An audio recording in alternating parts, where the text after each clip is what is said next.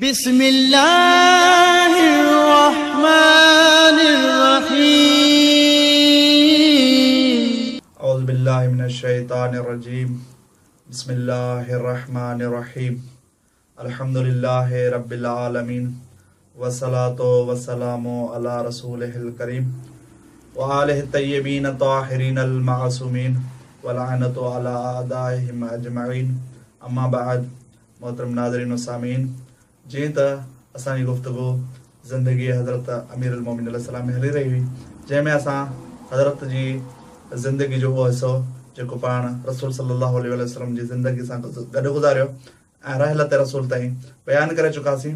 रहलत रसूल सल्लल्लाहु अलैहि वसल्लम खां पोइ जेको दौरु आहे हज़रत अली अलैहिस्सलाम जी ज़िंदगी जो मुश्किल तरीन दौरु आहे, जंहिंमें हज़रत अली अलैहिस्सलाम खे हर तरह सां कमज़ोर करण जी कोशिशि कई वई, जंहिंमें इक़्तिसादी कमज़ोरी जीअं हज़रत अली अलैहिस्सलाम जो अमलाक कम वग़ैरह में ग़सब करे या वरी कंहिं बि को बि उहिदो न ॾिनो वियो ऐं हता के एतिरे ताईं हो जो हज़रत अली अलैहिस्सलाम जे यहूदी जे बाग़नि में मज़दूरियूं कंदा हुआ, यानी एतिरो कमज़ोर कयो वियो जो मुसलमाननि वटि हज़रत अली अलैहिस्सलाम खे मज़दूरी रखण जी बि गुंजाइश उन्हनि पाण वटि न रखी।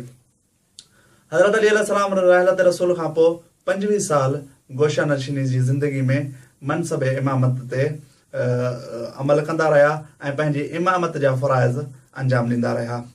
ऐं उन विच में हिकु मरतबा हज़रत अली अलैहिस्सलाम खे ख़िलाफ़त जी आश बि थी, जेका शूरा जे दरमियान, लेकिन उन में कुझु शराइत अहिड़ा रखिया विया जिन्हनि शराइत खे हज़रत अली अलैहिस्सलाम क़बूल न कया, जंहिंजे करे ख़िलाफ़त हज़रत अली खां हटाए करे कंहिं ॿिए जे हवाले कई वई।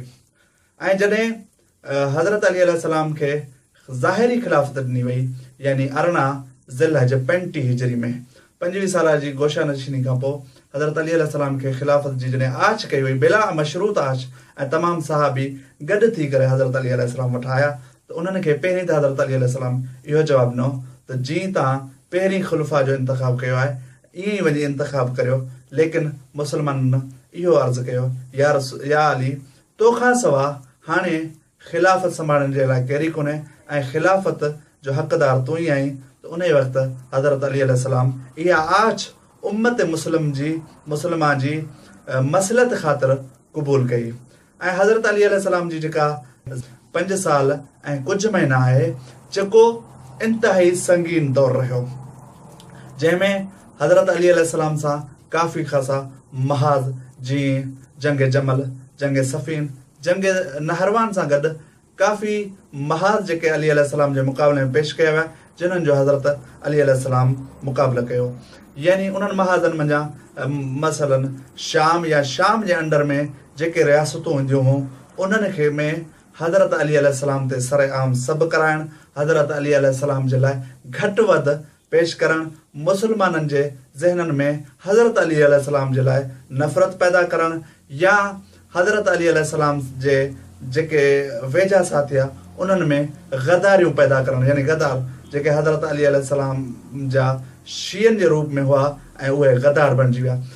इहे काफ़ी सारा महाज़, इन्हनि महाज़नि जो मुक़ाबिलो कंदे हज़रत अली अलैहिस्सलाम जेका इंसाफ़ ऐं अदल जी हुकूमत क़ाइमु कई, उन जो मिसाल नथो मिले।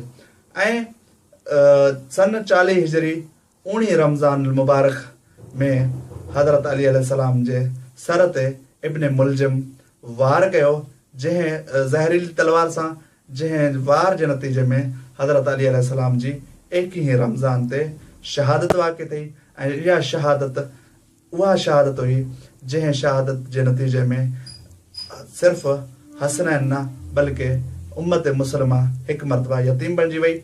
ऐं इन जी यतीमी जो अहसासु कूफ़े जे यतीमनि खे ख़बर पियो, जिन्हनि हज़रत अली जे हूंदे पंहिंजी यतीमी जो अहसासु न कयो हो। उन्हनि खे हज़रत अली खां पोइ हिकु मरतबा ॿीहर यतीमी जो अहसासु थियो ऐं उम्मत मुसलमा हिकु बहितरीन वली खां ऐं हज़रत रसूल सल्लल्लाहु अलैहि वसल्लम जे जानशीन खां महरूम थी वई। वस्सलामु अलैकुम वरहमतुल्लाहि वबरकातुहू।